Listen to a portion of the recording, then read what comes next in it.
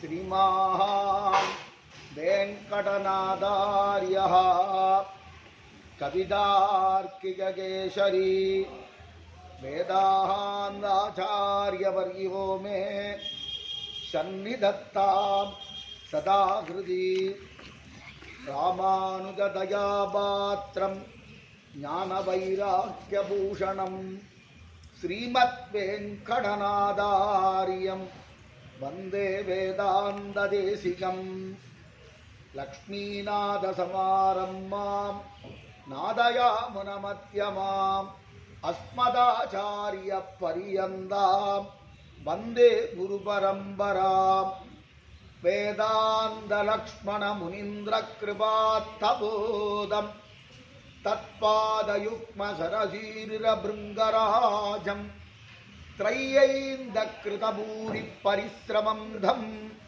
श्रीरङ्गलक्ष्मणं मुनिं शरणं प्रपद्ये त्रय्यैन्दयुग्मकृतभूरिपरिश्रमं धं श्रीरङ्गलक्ष्मणं मुनिं शरणं प्रपद्ये அன்னவயல் புதுவையாண்டாளரங்கற்கு பன்னு திருப்பாவை பல்பதியம் இன்னசையால் வாடிக் கொடுத்தாளை நற்பாமாலை பூமாலை சூடிக் கொடுத்தாளை சொல்லு. ఈరోజు మార్గశీర్ష మాసం 13 రోజులు వెళ్ళి 14వ రోజు. అంటే భాగవత గోష్ఠిని కలుపుకొని రావడము, భాగవత గోష్ఠిలో ఉండే తోడిమార్గల్ బృందావనం ప్రమాణం. అక్కడ ఉండే గోపిక పిల్లలు, గోపికలంతా భావంతో శ్రీవిల్లిపుత్తూరు. శ్రీవిల్లిపుత్తూరు ఎక్కడ ఉంది? మధురై పక్కన. అందుకే మాయనై పాసురంలో అమ్మ చెప్పే విషయం, మాయనై మన్ను వటమంతురై. వటమంతురై అక్కడ ఉండే నార్త్లో ఉండే మథురాపట్టణం. ఆ మథురాపట్టణంలో ఉండే శ్రీకృష్ణునికి ప్రమాణం చెప్పడం, మన్ను వడమధురైమైందనై. అలా శ్రీవిల్లిపుత్తూరులో ఉండే గోపికలు, తనకు ఉండే ఫ్రెండ్ చలకతులందరూ కూడా గోపికా స్త్రీలు అనే భావం. ఇది వాళ్ళందరినీ కలుపుకొని రావడం భక్త బృందానికి. అంటే భాగవతోత్తములతో కలిసి అన్ని చేసుకోవాల. అందుకే అడియార్గల్ వాళ, అడియార్గల్ వాళ భక్తులు బాగుండాలంట. స్వామి వాళి తిరునామంలో చెప్పడం అడియార్గల్ వాళ. ఒక గుడి ఉండాలంటే భాగవతోత్తములు ఉండాల, భక్త బృందం ఉండాల. అడియార్గల్ వాళ అరంగ నహర్ వాళ. భాగవతోత్తములు వాళ్ళు బాగుంటేనే అరంగ నహర్ వాళ శ్రీరంగ. ఈ ప్రమాణం 1000 మంది పైన మన సుల్తాన్ పడయెడుపు అంటారు. దాడులకు వచ్చినప్పుడు ఈ ఢిల్లీ బాదుషా మాలికాపూర్ శ్రీరంగం గుడి మీద దగ్గర 17-18 సార్లు దాడులు చేసి గోపురం అంతా శిథిలం చేశాడు.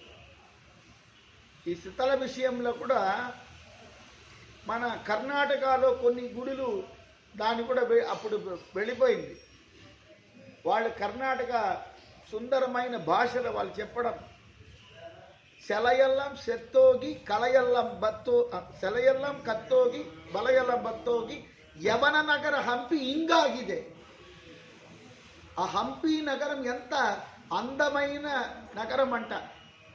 అది ఆ ముక్కలు చేశారు శిల్పమంతా. అందుకే సెలయల్ల సెత్తోగి. ఆ అందమంతా పోయిందని వాళ్ళు చెప్పడం. అంటే రామానుజుల వారు తన విజయం అని చెప్పాలంటే, విజయం అంటే నారూరాన్ అనే క్లాస్మేట్ అతని దగ్గర ఎట్లయినా రామానుజుల వారిని చోళ మహారాజునికి పట్టించాలా అని. ఎందుకంటే చోళ మహారాజు పట్టుదల ఆ కాలంలో శైవం వైష్ణవం సాఖ్యం సత్తం శమణం ఇవన్నీ శమణరం సాఖ్యరం అని కూడా ఆ ప్రబంధంలో చెప్తారు. అంటే ఇతర దేవతల్ని నారాయణనే నమక్కే పరైతర్వాన్ అని చెప్పిన తర్వాత సాక్షాత్ విష్ణుమూర్తికే మనం దాసోహం. మా దాంట్లో వైష్ణవంలో భరణ్యాసం అని ఉంది. ఆ భరణ్యాసం చేసుకున్న వాళ్ళు వేరే దేవతల్ని పూజించరు. అంటే ఆచార్యముఖైన ఆచార్యునికి మొదటి వైష్ణవుడిగా ఉండేదానికి తిరువిలచ్చి అంటారు. సమాచరణం శంఖచక్రం ధరించుకోవడం స్వామి దగ్గర వెళ్ళి, అందులో పెళ్ళైన వాళ్ళంటే అమ్మాయికి వాళ్ళ ఆచార్య ఎవరు వాళ్ళు శంఖచక్రం పెట్టారు. శంఖచక్రం పెట్టారంటే ఎలా అంటే బాగా నిప్పులో పెట్టి శంఖచక్రాన్ని వాత పెట్టినట్టుగా షోల్డర్, అది సమాచరణం. ఆ సమాచరణం చేసిన తర్వాతనే ఆ ఇంటి ఆడబిడ్డకి వంట గదిలో లోపల పోవడానికి హరగత. అందుకే ప్రసాదం చేయడం ఎందుకు ఇంత సిస్టమాటిక్ ఉంటేనే చేసేవాళ్ళు. అందుకే ప్రసాదం, దేవుడు ప్రసాదం కైంకర్యం బ్రాహ్మణులు చేస్తారంటే దానికి ఒక ప్రత్యేకత ఉంటుంది. ఆచార్యముఖేన వాళ్ళ దగ్గర అక్కడ భరణ్యాసం చేసుకొని స్వామి దగ్గరే, స్వామి మనకు ఒక ఫాలోయర్ ఉండాలి, గురువు ఉండాలంటే గురుముఖం అట్లా చేస్తేనే దానికి వైకుంఠంలో కూడా అప్రూవల్ కావాలంటే. అందుకే రామానుజార్య దివ్య ఆజ్ఞ వర్తదాం అభివర్తదాం. రామానుజ ఆజ్ఞని పాటించిన స్థలం శ్రీరంగం. శ్రీరంగమే వైష్ణవానికి హెడ్ క్వార్టర్. శ్రీమన్న శ్రీరంగ శ్రీయమనుభక్తవ అనుదినం సంవర్తయ. అట్లా స్వామి చెప్పిన విషయాల్ని పాటించడం అంటే ఆచార్యుల వారు రామానుజుల వారు లేకపోతే వైష్ణవం లేదు. రామానుజుల వారికి తర్వాత వేదాంత దేశికుల వారు, దేశికుల వారి తర్వాత మనవాళ మామునిகள். ఇలా గురు పరంపర 74 సింహాసనాధిపతిని రామానుజుల వారు నియమించారు. ఆ 74 సింహాసనాధిపతుల ద్వారా ఒక్కొక్క మఠం నిర్వాహం చేయడం జరిగింది. తర్వాత మనకి తిరుమలకు మెట్టిలేసిన వారు, కాంక్రీట్ మెట్లు కాదు, ఆ కాలంలో పూర్వీక కాలంలో ఇటికిరాళ్ళు ఏముండదు, ఉత్త మట్టితోనే తిరుమలకు మెట్లు వేసింది ఆదివన్ సడగోప యతీంద్ర మహాదేశికన్. తెలుసుకోండి, టీటీడీ వాళ్ళని అడగండి, తిరుమల తిరుపతి దేవస్థానంకు మెట్లు ఎవరేసింది అని అడగండి, వాళ్ళకి తెలియదు. ఆదివన్ షడకోప యతీంద్ర మహాదేశికన్ మొట్టమొదటి అహోబలం మఠం స్వామి తిరుమలకు మెట్టుదారి గాలిగోపురం వెళ్తామే, ఆ మెట్లు వేసింది ఆయన కైంకర్యం అది. అట్లా ఆచార్యముఖేన మనకి కొన్ని విషయాలు తెలుసుకుంటే మనకు మంచిది. ఈరోజు పాశురం వీళ్ళు ఎల్లే ఇళంకిళియే ఇన్నం ఉరంగిదియో అన్నారు. ఎల్లే అని చెప్పడమే మాట ఇచ్చిన తర్వాత మాట నిలబెట్టుకోలేదు అని చెప్పి ఇళంకిళియే అన్నారు. మనం చిన్న ముచ్చటి భాష అది, చిట్టి చిలకమ్మ.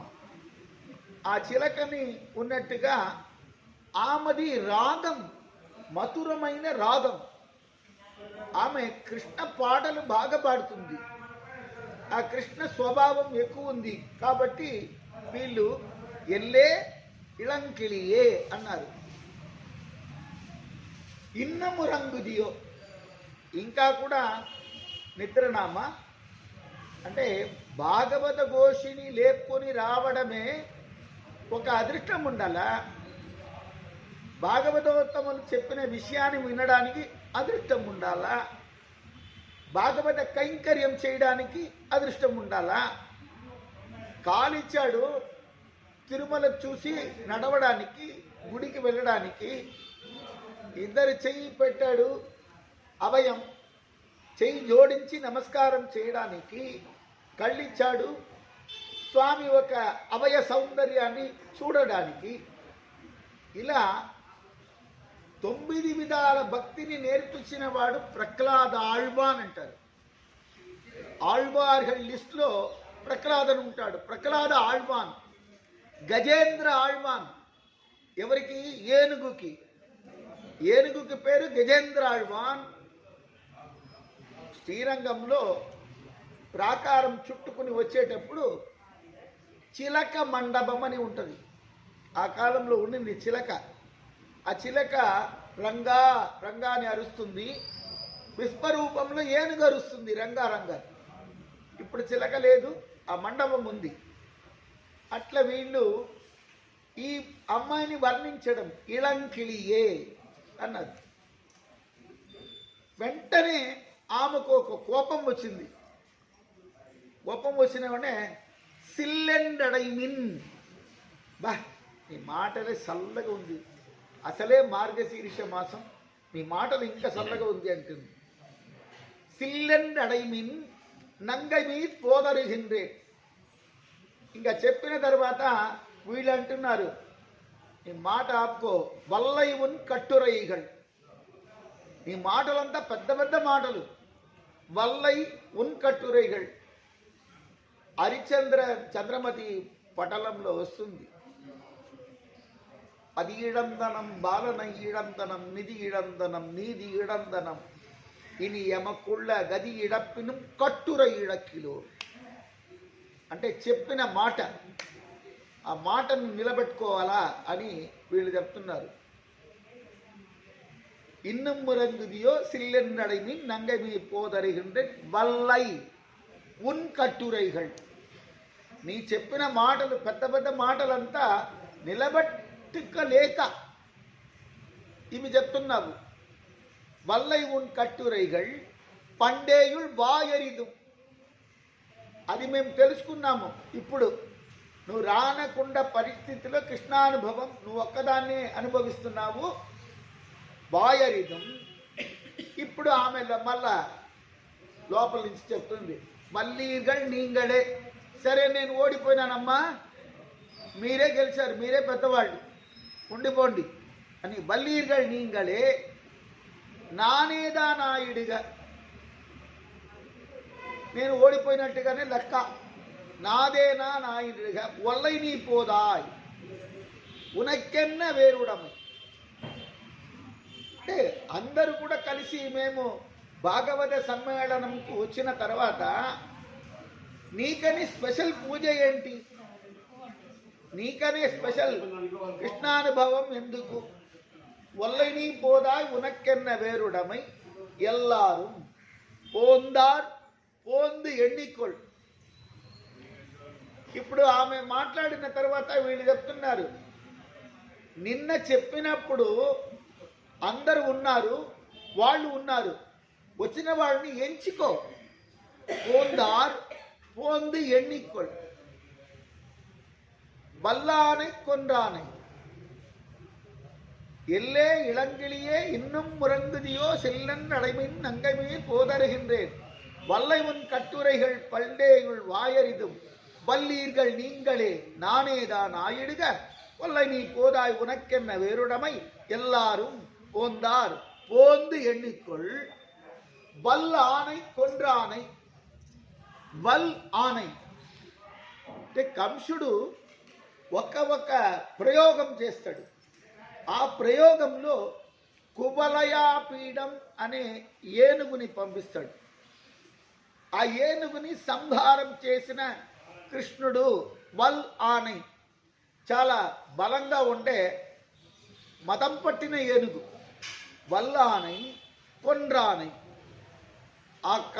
ఆ కువలయాపీడం అనే ఏనుగుని చంపినవాడు మాట్లారై మాట్లాడిక్క వల్లానై. మాట్లారై. భాగవతోత్తములకి ఎవరు విరోధులు ఉన్నారో వాళ్ళ బలం కూడా ఓడిపోతుంది. భక్తుల మీద ఎప్పుడు కూడా స్వామికి అంత వాత్సల్యం ఉంటుందంట. ఆవావెందు ఆరాయింది పాసురంలో దేవాది దేవనై సెன்று నాం సేవిత్తాల్ కాంచీపురం దేవపెరుమాళ్ కరుణిస్తాడంట. ఎలా? ఆహా, నా భక్తుడు శివరి భక్తుడు నన్ను దర్శనం చేసుకున్నాడానికి వచ్చినాడని ఆరాయింది పరిశీలించి. అలా వీళ్ళు ఈరోజు చెప్పేటప్పుడు వీళ్ళు అంటున్నారు, మాట్లాడై మాట్లాడిక్క వల్లానై మాట్లార్ వలితొలిందు ఉన్వాసక్కడ్ ఆట్రాది బంధు ఉన్నడి వాణి మా పోలే. అట్లా మాట్లాడనేవంటి భాగవతోత్తములకి శత్రులు. భాగవతులకి ఏదన్నా ఇబ్బంది వస్తే పరిగెత్తొచ్చేవాడు స్వామి. తనం రాకపోయినా ఆ విష్ణు చక్రాన్ని పంపించేవాడు. సెండ్రి నిండ్రు ఆడిదొట్టాని తిరువల్లికేణి కండేనే అని పాసురం, ఆళ్వార్ పాసురం. పంచాయుధంలో ఉండే ఒక ఆయుధాన్ని పంపిస్తాడు. వల్లాని కొండాని మాట్లాడి. మీకు శత్రుభావంతో ఉండేవాళ్ళు అందరూ మాట్లాడే. ఎందుకంటే వల్లానై మాట్లాడై మాట్లాడిక్క వల్లానై మాట్లాడంటే శత్రులు. భాగవత విషయానికి శత్రులు వాళ్ళు మాట్లాడే.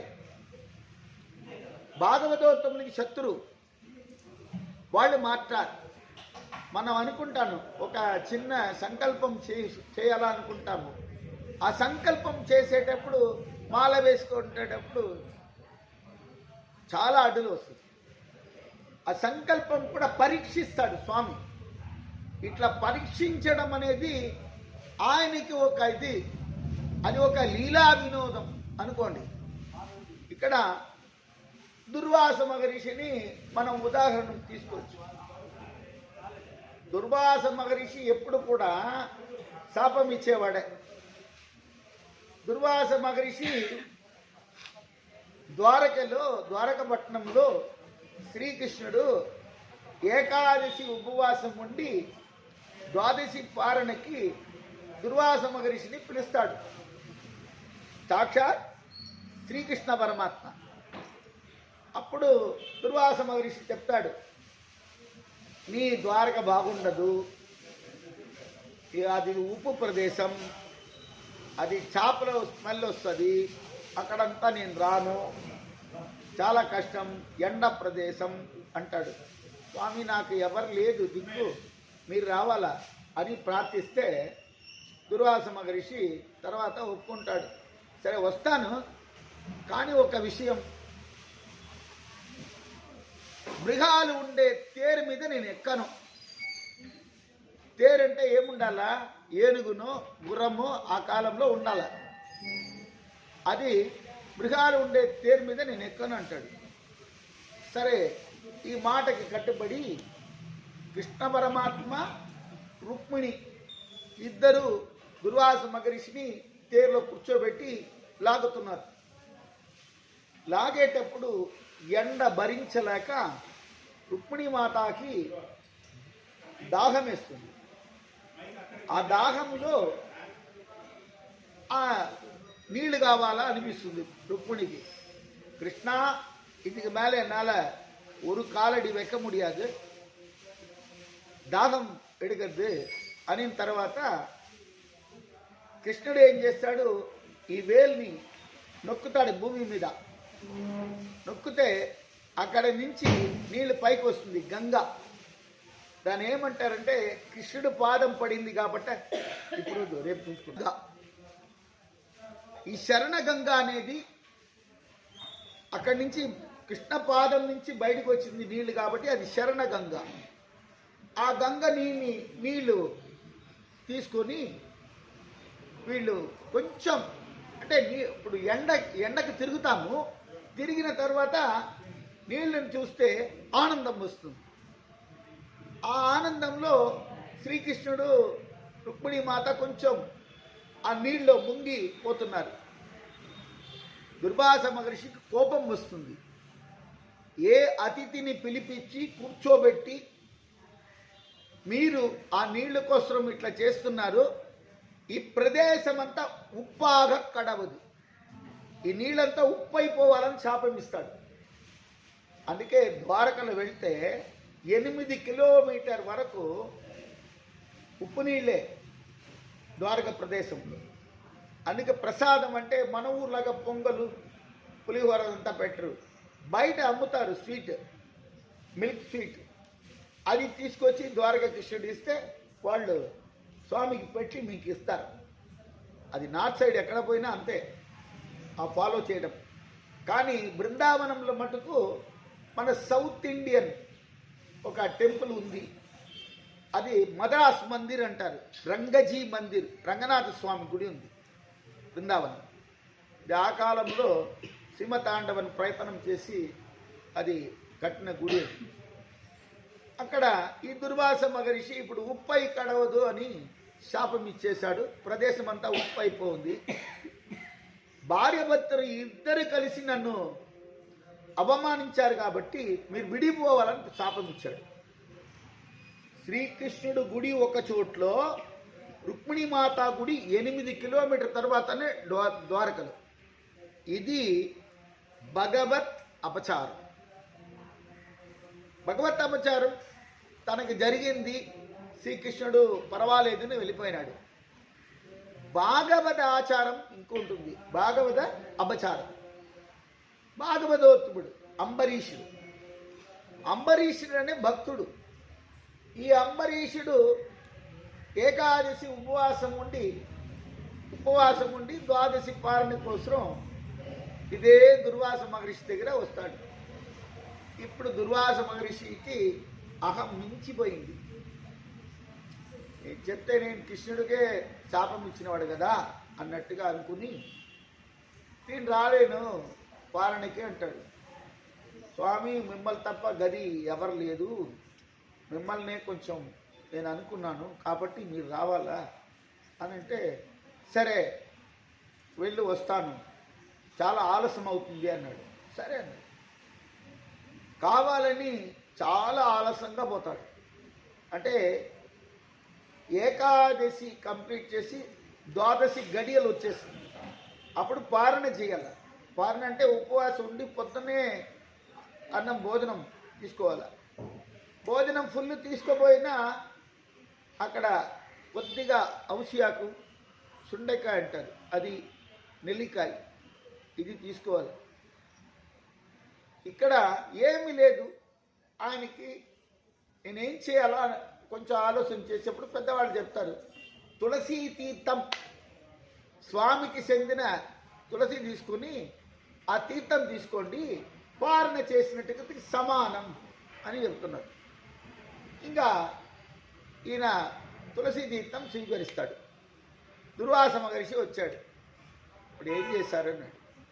స్వామి ఆలస్యం అయిపోయింది, ద్వాదశి గడియలు వచ్చేస్తుంది, అందువల్ల తులసి తీర్థం తీస్తాను. తనే వెంటనే ఒక ప్రయోగం చేసి ఒక పిశాసుని వదులుతాడు. ఆ పిశాసు అంబరీషుని తరుముతుంది.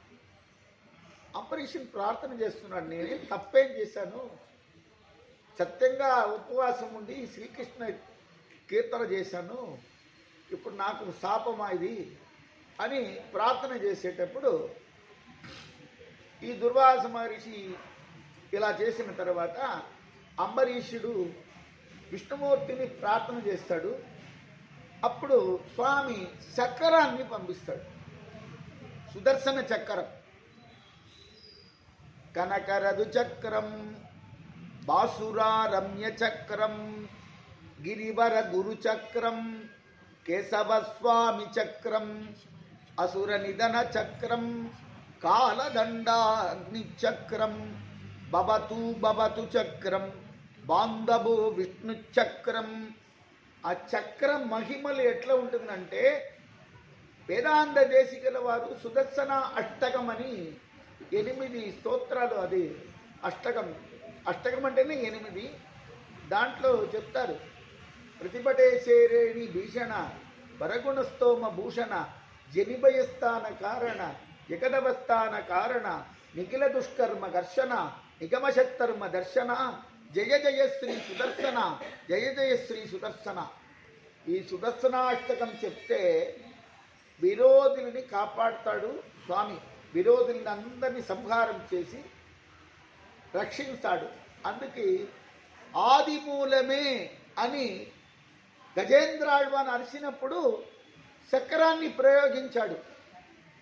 సెன்று నిండ్రు ఆడి తొట్టాని తిరువల్లికేణి కండేని అని ఆళ్వార్ పాసురం. అలా ఇప్పుడు ప్రార్థన చేసినప్పుడు అది చక్రం ఎటువంటి చక్రం? రమ్య చక్రం. చాలా అందమైనది. సూర్యం తేజస్సు ఉంటుంది. అది ఎక్కడికి వెళ్తుంది? కాలదండ అగ్ని చక్రం, విరోధులకి అగ్నిలాగా. మార్టారికి భాగవతోత్తములకి విరోధులకి. ఇక్కడ కనకరథ చక్రం, బాసుర రమ్య చక్రం చాలా అందమైనది. గిరివర గురు చక్రం. గిరి అంటే కొండ. ఈ భాగవతోత్తములకి ఎవరు ఇబ్బంది పెట్టినా కొండ దాటుకుని కూడా వెళ్తుంది. గిరివర గురు చక్రం, గురు అనే స్వామిది అది. కేశవ స్వామి చక్రం.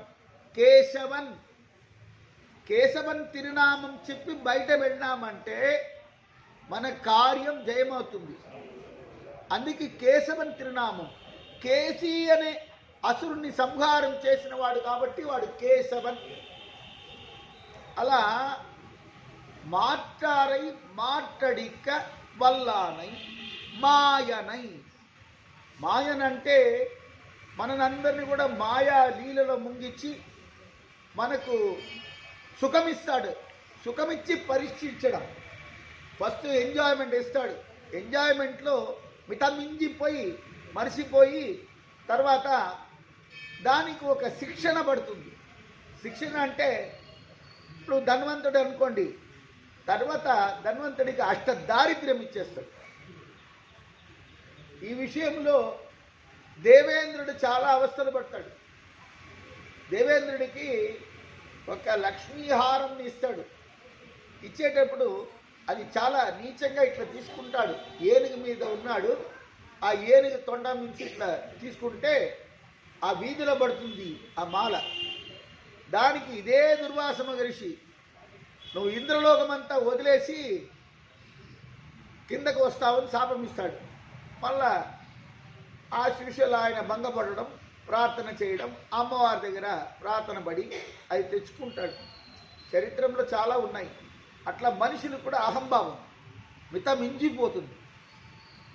వచ్చేటప్పుడు కొంతమంది చెప్తారు కదా, నాయన గట నీయన సేరుదు. అది అహంభావం. ఫస్ట్ భయంకరంగా లేస్తుంది, మళ్ళా మాయమైపోతుంది. అది మాయా లీలలో చేసి స్వామి చేసే ఒక విధానమే. అది చూస్తాడు ఎంతవరకు భక్తులు వస్తారు రారు. ఇప్పుడు మనం చూస్తున్నాము, మన గోష్ఠిలో వచ్చేవాళ్ళు దానికి విషయం తెలుసుకోవాలని వచ్చేవాళ్ళు వస్తారు, పోయేవాళ్ళు పోతారు. పోహామల్ కాత్, మిమ్మల్ని అంతా కాపాడాడు. పోహామల్ కాత్ ఉన్నై కూవాన్ వందు నిన్ను. అలా మాట్లాడిక వల్లానై మాయనై పాడేలో రెంబావాయ్ అని ఈరోజు పాసురంలో విన్నపం చేశారు. రేపటి పాసురంలో అందరూ సభామండపం చేరుకుంటారు.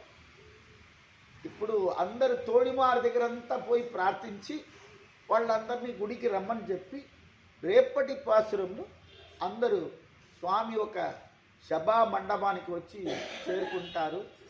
తిరుబాడి పూరత్తు జగత్తు దిత్తాళ్వాడియే திருப்பாவை 30 செப்பினாள் வாழியே பெரியாழ்வார் பெற்றெடுத்த பெண்பிள்ளை வாழியே பெரும்பூதூர் மாமுனிக்கு பின்னானாள் வாழியே 140 முன்றுரைத்தாள் வாழியே உயரரங்கற்கே உகந்தளித்தாள் வாழியே மறுவாரும் திருமல்லி வளநாடி வாழியே பண்புதுவை நகர்கோதை மலர்ப்பதங்கள் வாழியே ஸ்ரீமத் விஷ்ணு சித்தாய மனோநந்தரியகே தவே நந்தநந்தன சுந்தரியை கோதாய நித்தியமங்கலம்.